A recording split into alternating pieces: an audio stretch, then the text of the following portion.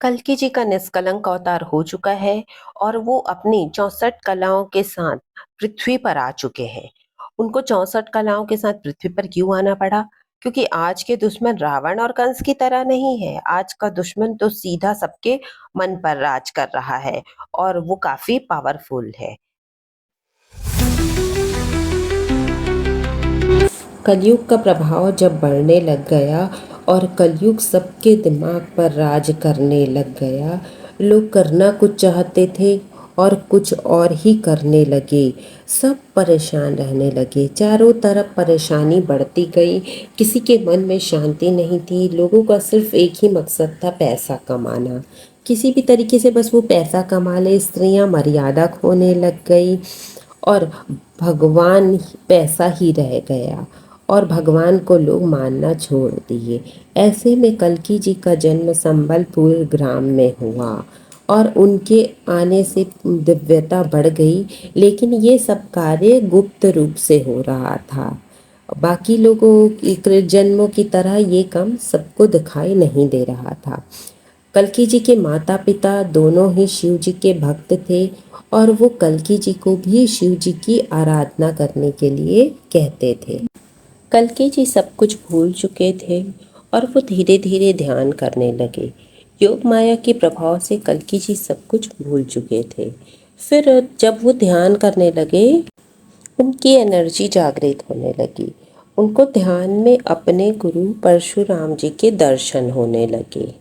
ध्यान के माध्यम से ही परशुराम जी उनसे मिले और उनको ध्यान में बताया वह परशुराम जी ने कि ध्यान करने से उनकी शक्तियाँ बढ़ेगी और उनकी एनर्जी विश्व में फैलेगी।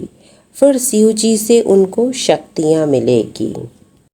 शक्तियों के साथ साथ फिर उनके जो दिव्य अश्व की हम बात करते हैं, वो दिव्य अश्व उनको मिलेगा, देवदत्त।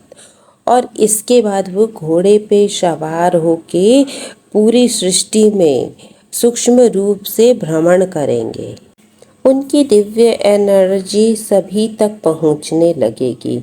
जितने इंसान हैं सात्विक प्रवृत्ति के, जो भगवान की भक्ति करते हैं, सब तक उनकी दिव्य एनर्जी पहुंचने लगेगी और उन सब का मन धीरे धीरे साफ होने लगेगा।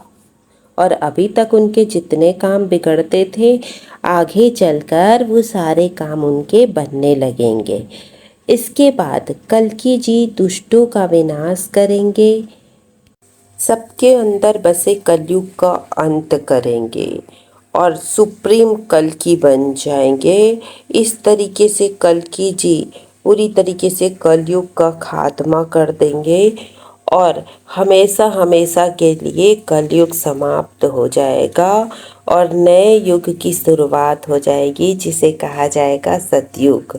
सतयुग के लोग बहुत खुशहाली से रहेंगे, भगवान का ध्यान करते हुए रहेंगे और दूसरों को ना सताने वाले जितना भी आडंबर कलयुग में फैला हुआ था, ऐसा कुछ भी आडंबर सतयुग में नहीं रहेगा।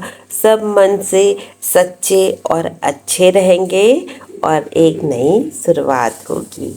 बोलो कल्कि देव की जय।